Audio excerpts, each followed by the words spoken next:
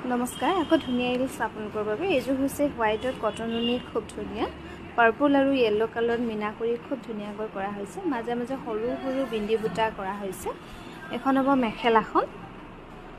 খুব মৰম লগা আৰু সাইড পাৰি থাকিব এনেকৈ এইযোৰ ৰেডি নোহোৱাকৈ ল'ব পাৰিব 2150 টকা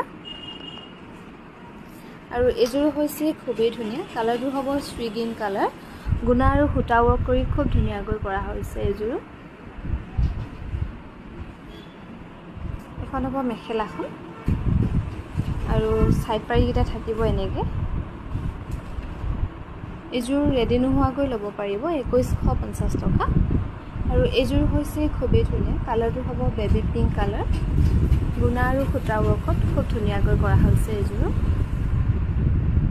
মেখেলাখন হ'ব এখন আৰু সাইড পাৰি থাকিব এনেকৈ এইযোৰ ল'ব পাৰিব 2200 টকা ৰেডি নোহোৱাকৈ